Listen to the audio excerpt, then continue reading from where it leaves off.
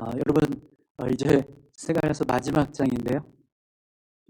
오늘 스가랴서 14장 1절에서 11절까지 말씀을 가지고 최후 승리를 얻기까지라는 제목으로 같이 함께 말씀을 나누겠습니다. 오늘 본문 말씀을 보면 하나님께서 이 세상을 다스리게 되는 승리의 날에 대해서 예언하고 있습니다. 스가랴서의 마지막 장인 오늘 본문은 예루살렘과 또 하나님의 백성들이 얻게 될 최후 승리를 말씀해 주고 있는데요. 하나님께서 예비하신 최후 승리의 날이 어떤 모습인지 우리 말씀을 통해서 같이 함께 살펴보도록 하겠습니다. 우선 여러분 1절에서 2절 말씀을 한번 볼까요? 여호와의 날이 이르리라. 그 날에 내 재물이 약탈되어 내 가운데에서 나누이리라. 내가 이방 나라들을 모아 예루살렘과 싸우게 하리니 성읍이 함락되며 가옥이 약탈되며 부녀가 욕을 당하며 성읍 백성이 절반이나 사로잡혀 가려니와 남은 백성은 성읍에서 끊어지지 아니하리라. 아멘. 여러분 본문 말씀을 보면 여호와의 날이라는 표현이 지금 나옵니다. 이 날은 바로 하나님께서 정하신 최후 승리의 날을 말씀하는 겁니다. 그런데 여러분, 하나님께서 이 날에 어떤 일이 이루어지게 하실지 그 말씀을 지금 하고 계시는데요. 어떤 일이 이루어지죠? 예루살렘을 이방 나라들이 와서 함락시키고 가옥이 약탈되고 부녀가 욕을 당하고 백성들이 사로잡혀가는 일들이 일어나게 될 거다. 이렇게 말씀을 하십니다. 예루살렘이 완전히 파괴돼서 수많은 사람들이 약탈을 당하고 능욕과 사로잡힘을 당하는 그런 치열한 전쟁이 이루어지게 될 거다. 이런 말씀을 지금 하고 계세요. 그런데 좀 전에도 제가 말씀드렸지만 오늘 이 본문의 말씀은 어떤 날을 지금 설명하고 있는 거라고 말씀드렸죠? 하나님께서 이루시는 최후의 승리의 날을 지금 설명하는 거라고 말씀을 드렸습니다.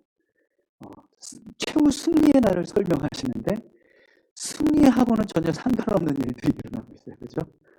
왜 최후 승리의 날을 설명하시면서 이런 일들이 이루어질 것이다 라고 말씀을 하실까요? 하나님께서 정하신 승리의 날에 왜 예루살렘이 다 파괴되고 백성들이 사로잡혀가는 일이 일어나게 될까요? 여러분 우리가 앞장인 12장에 보면 마지막 때에 관한 말씀을 12장에서도 하는데 이 12장에서는 어떻게 말씀하시냐면 이방 나라들이 예루살렘을 애워싸지만 그러나 하나님께서 이 예루살렘을 무거운 돌이 되게 하시겠다라고 말씀하셨거든요. 그래서 이 애워싸는 이방 나라들이 예루살렘을 어떻게 할 수 없게 하시겠다라고 했어요. 그리고 전쟁에서 승리할 수 있도록 하나님께서 직접 이 예루살렘을 지켜주시겠다라고 그렇게 말씀하셨거든요. 그런데 오늘 본문 말씀을 보면 12장에서 말씀하는 상황과는 전혀 반대의 상황이 벌어지고 있습니다. 예루살렘이 포위되고 있고 이방 나라들이 예루살렘을 약탈하고 부녀들이 욕을 당하고 백성들은 절반이나 사로잡혀가는 일이 일어나게 될 거다 이렇게 말씀을 하세요. 그러면 14장에서 말씀하고 있는 일들은 분명 12장에서 말씀하시는 내용과 전혀 다른 모습이거든요. 그럼 왜 12장에서는 예루살렘을 보호해 주시겠다라고 말씀하셔놓고 이 14장에 와서는 이렇게 예루살렘이 약탈을 당하게 될 거다, 백성들이 끌려가게 될 거다라고 말씀을 하실까요? 이렇게 되면 12장과 14장의 내용이 모순이 되는 지금 상황이 벌어지는 거거든요. 그러면 도대체 어느 말씀이 맞는 말씀일까요? 12장이 맞는 걸까요? 14장이 맞는 걸까요? 여러분 14장과 12장의 말씀이 서로 이렇게 상반되는 것처럼 보여지는데 사실은요 이 말씀들은 마지막 때에 대해서 다른 관점으로 설명을 하고 있기 때문에 이런 차이가 벌어지고 있는 겁니다. 12장의 말씀은요 마지막 때의 모습인데 하나님께서 이루실 최후 승리에 대한 설명입니다. 그래서 하나님께서 예루살렘을 보호해 주시겠다라고 말씀하시는데 이 모습은 치열한 영적 전쟁이 끝나고 나서 남겨진 백성들을 하나님께서 구원하시는 모습을 설명하고 있는 겁니다. 그런데 그에 반해서 14장은요, 마지막 때에 일어나게 될 영적 전쟁에 대해서 설명을 하고 있어요. 최후 승리가 있기까지 사단이 행할 아주 최후의 발악이 얼마나 치열하고 강력한지를 지금 설명해 주고 있는 겁니다. 그래서 오늘 본문에서도 보면 2절에서 남은 백성은 성읍에서 끊어지지 아니하리라 이렇게 말씀을 하는데, 이 남은 백성이 바로 12장에서 말씀하고 있는 예루살렘이 되는 거예요. 여러분, 하나님께서 정하시는 여호와의 날, 이 마지막 때의 모습은요, 이렇게 치열한 영적 전쟁이 치러지게 될 겁니다. 그런데 이 전쟁에서 어떤 일이 일어나냐면 믿는 자와 믿지 않는 자들이 나눠지는 일이 일어나게 된다는 거예요. 그동안 하나님을 섬기고 믿음으로 살았다라고 했던 사람들 중에서도 세상을 의지하고 또 세상 물질을 의지해서 살아가던 사람들은 결국에는 믿음을 잃어버리고 영적인 전쟁에서 패하는 일이 일어나게 될 거라는 겁니다.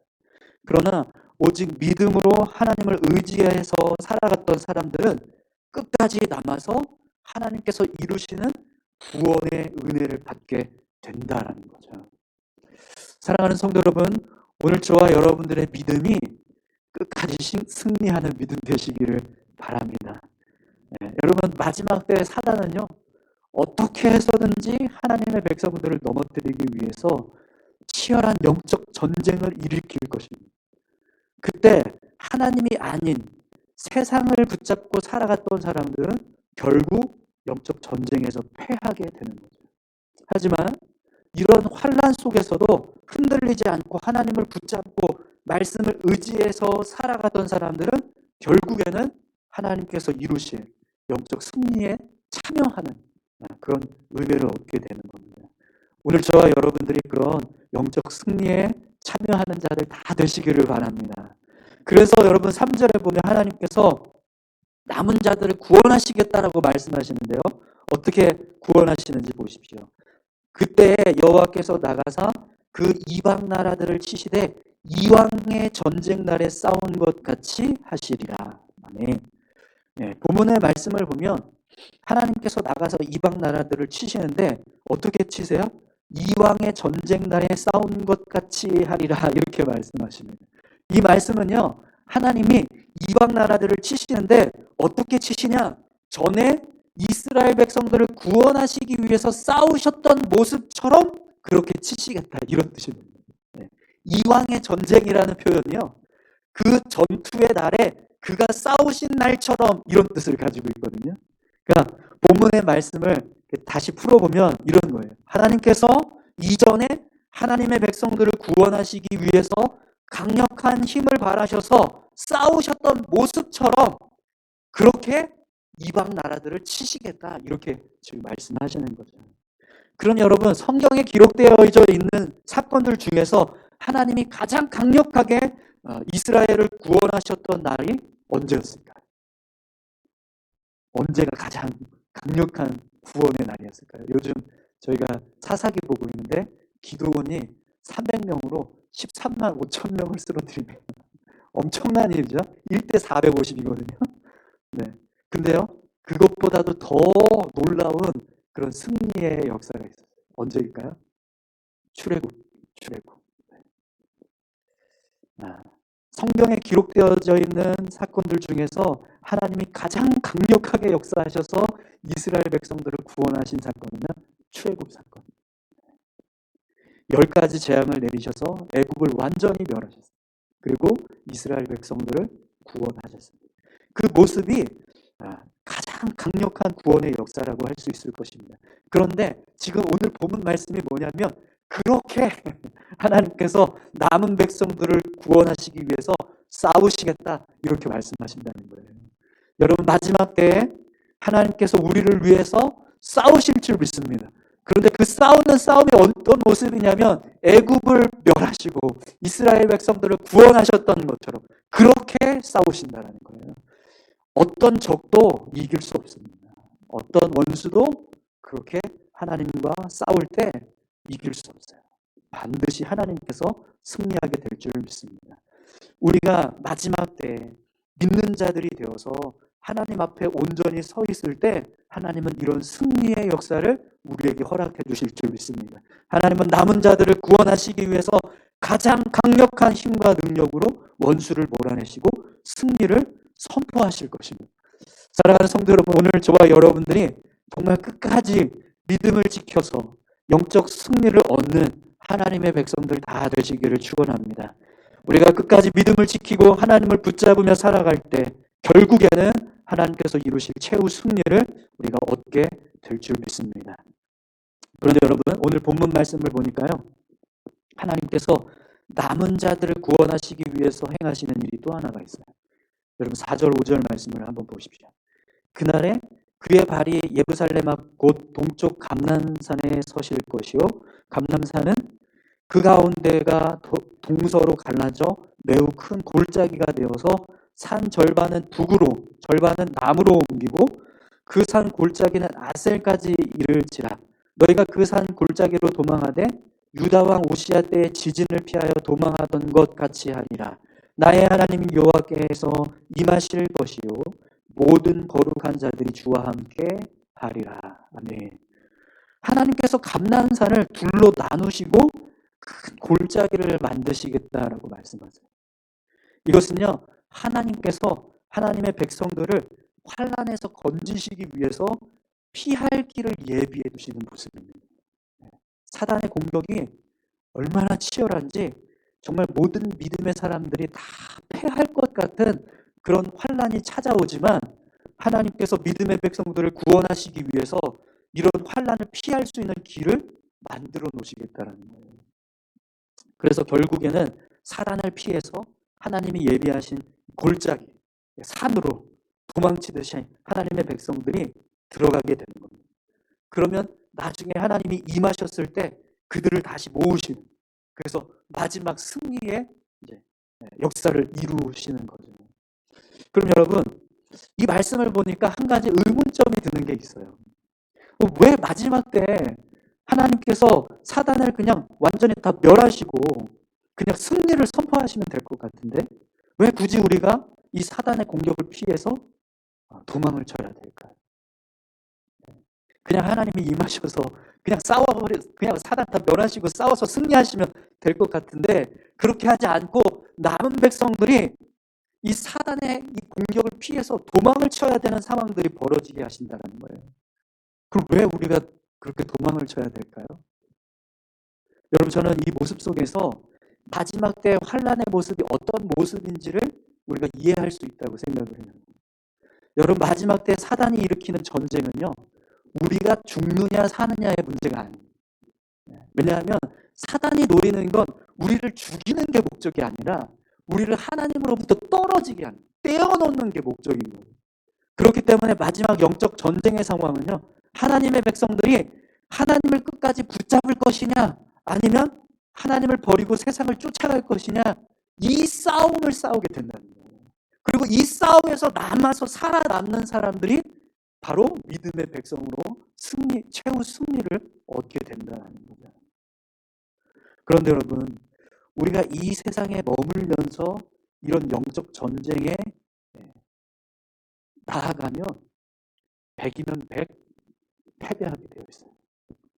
왜냐하면 사단은요, 어떻게 해서든지 우리가 하나님을 포기하도록 모든 것을 주장할 것이기 때문에 그렇습니다. 그래서 여러분 마태복음 24장에 보면 마지막 때에 관해서 예수님께서 우리에게 이렇게 말씀하세요. 마태복음 24장 9절에서 12절 말씀.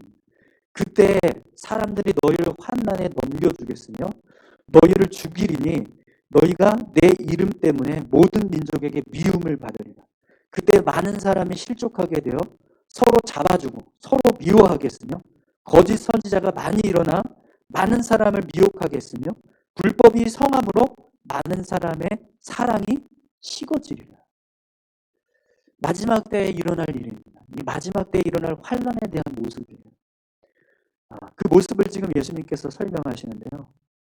하나님을 믿는 믿음 때문에 세상으로부터 믿는 자들이 미움을 받게 된다는 거예요. 미움을 받게 되면 여러분 어떻게 될까요? 그 미움을 떨쳐내기 위해서 하나님을 믿는 신앙을 포기하게 됩니다.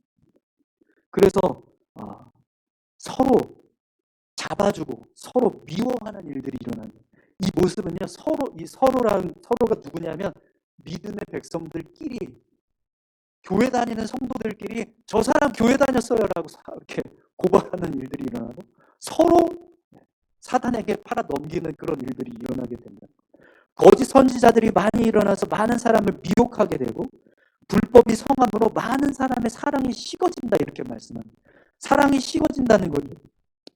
첫사랑이 사라진다는 거예요. 예수 그리스도를 믿는 믿음이 사라진다는 거예요. 이것이 마지막 때에 일어나게 될 일이라는 거죠. 이것은요, 하나님을 포기하고 세상을 쫓아가는 사람들의 모습에 대해서 지금 말씀하시는 거예요. 그래서 마태복음 24장 16절에 보면 예수님께서 우리에게 뭐라고 말씀하시냐면 그때 유대에 있는 자들은 산으로 도망할지어다, 이렇게 말씀합니다. 남아있지 말고 도망가라. 세상에 남아있지 말고 떠나라, 이렇게 말씀하시는 거예요. 왜냐하면 그래야 믿음을 지킬 수 있기 때문에.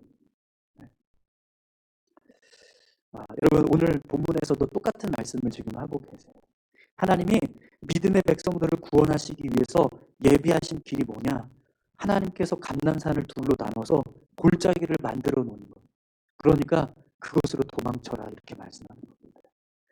여러분, 본문에서 도망친다라는 표현을 썼는데 이것은요, 어떤 전쟁에서 패해서 피하는 그런 도망이 아니고요, 세상을 떠나라는 거예요. 우리가 세상에 머물러 있으면 결국에는 사단에게 질 수밖에 없다라는 거예요. 그러나 마지막 때에 우리가 세상을 떠나면 믿음을 지키는 모습으로 설 수 있게 된다는 겁니다. 근데 여러분, 지금도 우리가 살아가는 삶의 모습을 보면 점점 세상은요, 우리의 믿음을 지키기 위해서 세상의 것들을 포기해야 하는 일들이 더 많아지고 있습니다. 세상 속에 살아가면서 우리 믿음을 그대로 지키려고 하는 이 모습이 점점 어려워지는 상황과 환경들이 계속 만들어지고 있어요. 그렇지 않습니까? 우리 지난 3년 동안 겪어왔던 이 코로나 시국을 한번 생각해 보세요. 믿음을 지키려고 얼마나 노력을 많이 했습니까? 그런데 계속해서 코로나로 인해서 모이지 못하게 하고 여러 가지 많은 어려움들이 있었잖아요. 근데 점점 더 세상은요, 교회를 향해서 그런 일들을 행할 것이다라는 거예요. 여러분, 이것은요, 점점 심해질 겁니다. 세상을 포기하지 않으면 믿음을 포기해야 하는 상황들이 더 많아지게 된다는 거죠. 그런데 여러분, 진짜 안타까운 것은 많은 사람들이 세상을 포기하는 것이 아니라 믿음을 포기하면서 살아가고 있다는 거예요. 어제 갑자기 총회 본부에서 근무하는 후배 목사님 전화가 와가지고 잘 지내냐고 막 그러면서 이야기하는데, 교회에 부교육자가 없다고. 그러니까 목사님, 서울도 장난 아니에요 막 그러는 거예요. 서울 교회들이 지금 다 부교육자를 못 구해가지고 지금 난리예요. 우리 신학생들이 사역을 안 하려고 해요. 도대체 이유를 알 수가 없다는 겁니다. 알바만 하려고 하고 사역하려고 하는 사람이 없다는 거예요. 그래서 정말 걱정이라고 막 이런 이야기를 했었는데, 신학생들조차도요, 교회에 나가서 사역을 해야 되는데 이제 안 한다는 거예요. 교회에서 나가서 사역해서 받는 사례비보다 알바해서 받는 돈이 더 많으니까 굳이 왜 그 고생하면서 사례비 받으면서 그렇게 고생하냐는 거예요. 그래서 알바만 한대요. 자, 그 모습이 너무 답답했습니다. 사역자가 알바만 해, 돈이 중요한 게 아니라 사역하면서 경험을 쌓고 또 영성을 세워야 나중에 뭐 목사가 되든 뭐가 되든 해서 진짜 제대로 사역을 할 텐데 그걸 포기하고 있으니. 근데 신학생이 그 정도라면 여러분, 죄송하지만 우리 평신도는 어떻게 될까요? 사랑하는 성도 여러분, 믿음을 지키기 위해서 세상을 포기할 수 있는 저와 여러분들이 다 되시기를 바랍니다. 여러분, 분명 우리가 거룩함을 지키고 믿음을 지키기 위해서 포기해야 할 것들이 참 많이 있습니다. 하나님의 백성답게 살아가기 위해서 그런 것들을 포기할 수 있는 저와 여러분들이 다 되셨으면 좋겠습니다. 여러분, 그렇게 우리가 세상을 포기하고 오늘 말씀처럼 남은 자들이 세상에 있는 게 아니라 그냥 도망친 거예요. 세상을 떠나서 골짜기로 산으로 막 들어가서 숨어서 사는 거예요. 세상에서 내가 믿음을 지킬 수가 없다. 그래서 그냥 막 골짜기에 들어가서 산골짜기에 들어가서 거기서 믿음 지키면서 살아가는 거예요. 근데 그렇게 살아갔을 때 하나님이 어떤 일을 이루십니까? 여러분, 우리 6절부터 8절까지 말씀을 함께 보겠습니다. 그날에 빛이 없겠고 광명한 것들이 떠날 것이라. 여호와께서 아시는 한 날이 있으리니 낮도 아니요 밤도 아니라 어두워갈 때에 빛이 있으리로다. 그 날에 생수가 예루살렘에서 솟아나서 절반은 동해로 절반은 서해로 흐를 것이라. 여름에도 겨울에도 그러하리라. 아멘. 6절부터의 말씀은요, 최후 승리 이후의 모습을 설명해 주고 있는 거예요. 5절 마지막 부분에 보면 나의 하나님 여호와께서 임하실 것이요 모든 거룩한 자들이 주와 함께 하리라 라고 말씀하십니다. 그러니까 하나님께서 임하셔서 남은 자들을 모으시는 거예요. 그리고 이제부터 하나님께서 세우시는 최후 승리의 일을 이루어 가시는 모습을 지금 보여주는 겁니다. 그때 여러분 어떤 일들이 일어난다고요? 세상이 광명을 잃어버립니다. 광명을 잃어버리면 빛이 없다라는 거예요. 그런데 하나님께서 비추시는 새로운 빛이 있습니다. 하나님이 비추시는 빛이라는 거예요. 또 하나님께서 생수를 예루살렘에서부터 솟아나게 하셔서 동과 서로 계속 여름과 겨울철 내내 사시사철 계속 생수가 흐르는 그런 모습을 이루신다는 거죠. 여러분, 끝까지 남겨진 하나님의 백성들은 하나님께서 세우시는 새로운 세상에서 하나님이 비추시는 빛 가운데 거하게 될 줄 믿습니다. 네. 하나님께서 부어주시는 생수를 마시면서 살아가게 되는 거예요. 할렐루야. 9절에서 11절도 보십시오. 여호와께서 천하의 왕이 되시리니 그날에는 여호와께서 홀로 한 분이실 것이요 그의 이름이 홀로 하나이실 것이라. 온 땅이 아라바같이 되되 게바에서 예루살렘 남쪽 림몬까지 이를 것이며 예루살렘이 높이 들려 그 본저에 있으리니 베냐민 문에서부터 첫 문자리와 성 모퉁이 문까지 또 하나늘 망대에서부터 왕의 포도주 짜는 곳까지라. 사람이 그 가운데 살며 다시는 저주가 있지 아니하리니 예루살렘이 평안히 서리로다. 아멘. 하나님께서 천하 왕이 되시고 오직 하나님만이 이 세상을 다스리시는 왕이 되신다라고 말씀합니다. 모든 나라가 하나님의 통치 아래서 살아가게 된다는 거예요. 뿐만 아니라 온 땅이 아라바 평지같이 낮아지면 세상이 다 낮아진, 다 산 뭐 이런 게 없이 그냥 다 낮아진대요. 그리고 대신에 예루살렘이 높이 들린다라고 말씀. 이것은요, 오직 하나님만 영광 받으시는 세상이 된다는 것. 또 저주가 없고 평안이 임하는 나라가 될 것이라고 말씀하십니다. 여러분, 이것이 하나님께서 세우시는요, 새 예루살렘의 모습입니다. 최후 승리가 이 승리 이후에 믿음의 백성들이 살아가게 될 새 예루살렘, 그 예루살렘에서 하나님께서 함께 살아가게 되는 거죠. 여러분, 분명히 이 말씀은 지금 당장 우리에게 주어진 말씀이 아니에요. 우리에게 지금 당장 이루어지는 말씀은 아닙니다. 그러나 언젠가 하나님께서 반드시 이런 나라를 세우시고 하나님의 백성들과 함께 거하시는 일을 이루실 것입니다. 그때 여러분, 오늘 저와 여러분들이 그 나라에서 하나님과 함께 살아가게 되기를 소망합니다. 살아가야 될 줄 믿습니다. 비록 지금 우리가 믿음을 지키며 살아가는 것은 힘들고 어렵습니다. 거룩함을 지키기 위해서 세상의 즐거움을 포기하고 또 세상 영광을 포기하는 삶을 우리가 살아가야 돼요.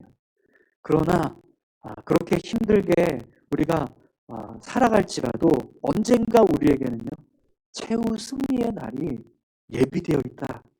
이것을 오늘 본문 말씀이 우리에게 알려주고 있는 겁니다. 그날을 기대하고 소망하면서 믿음을 지키며 살아가라. 이것을 스가랴서 14장이 우리에게 말씀해 주고 있는 거죠. 여러분, 최후 승리를 얻기까지 주의 십자가 사랑하리. 빛난 면류관 받기까지 험한 십자가 붙들겠네. 네. 우리 이 찬송의 가사처럼 그렇게 믿음으로 승리하시는 저와 여러분들 다 되시기를 바랍니다. 우리 다 같이 함께 기도하시겠습니다. 하나님, 마지막 때 세상이 정말 악으로 가득하고 또 사단이 이 세상을 주관하는 것처럼 보여지는 그런 마지막 때의 모습을 우리가 말씀을 통해서 보았습니다. 그런 마지막 때에 믿음을 지키고 또 하나님의 백성으로 남겨진 사람들이 있었습니다. 어떤 위협에도 타협하지 않고 끝까지 신앙을 지켰던 남은 자들, 그 모습이 결국에는 최후 승리를 얻는 모습이 됨을 오늘 우리가 말씀을 통해서 보았습니다. 하나님, 오늘 우리가 남은 자 되게 하여 주시옵소서. 마지막 때 정말 하나님께서 이 세상에 최후 승리를 선포하시는 그날, 우리가 그날 같이 함께 하나님과 함께 기쁨으로 그날을 맞이할 수 있는 믿음의 삶을 살아갈 수 있게 해달라고 우리 다 같이 함께 기도하시겠습니다. 아버지 하나님, 감사합니다. 하나님, 점점 더 우리가 살아가는 이 세상은 우리의 믿음을 지키는 것이 힘들어지고 어려워집니다. 세상은 점점 더 하나님의 사람들을 미워하고 하나님을 미워하는 세상으로 변해져 가고 있습니다. 그 세상 속에서 우리가 살아가고 있습니다. 주님, 흔들리지 않고 믿음을 지키며 살아갈 수 있도록 우리를 붙들어 주시옵소서. 마지막 때 정말 치열한 영적 전쟁이 치러질 때 수많은 믿음의 사람들이 쓰러지고 넘어지는 일들이 일어날 텐데, 그때 하나님, 우리들이 하나님 그 모든 환난을 견디고 이겨내서 믿음이 있는 자, 남은 백성, 하나님의 백성 될 수 있게 주여 도와주시옵소서. 그래서 아버지 하나님, 오늘 말씀하시는 최후 승리의 날, 하나님께서 세우시는 새 예루살렘에서 하나님과 함께 거하며 하나님 살아가는 우리 모두가 될 수 있도록 주님 역사하여 주시옵소서. 우리의 믿음의 연약함을 주님 아시고 우리를 붙들어 주시고 우리의 신앙을 더욱더 굳건하게 세워갈 수 있도록 인도하여 주시옵소서. 하나님, 우리를 위해서 일하시는 줄 믿습니다. 우리를 지키시기 위해서, 우리를 구원하시기 위해서 우리를 붙잡고 계시는 줄 믿사옵니다. 주여 함께 주시옵소서. 하나님, 믿음을 지키는 것이 쉽지가 않습니다. 점점 더 어려워져 가고 있습니다. 세상이 점점 더 악해져 가고 하나님을 미워하고 멀리하는 모습으로 그렇게 계속해서 악해져 가고 있습니다. 그런 세상에서 우리가 살아가고 있습니다. 하나님, 우리의 믿음을 잃어버리지 않도록 우리를 지켜주시옵소서. 믿음의 백성들을 구원해 주시겠다고 말씀하신 것처럼 오늘 우리를 붙들어 주시고 하나님, 우리가 끝까지 승리할 수 있게 주님 도와주시옵소서.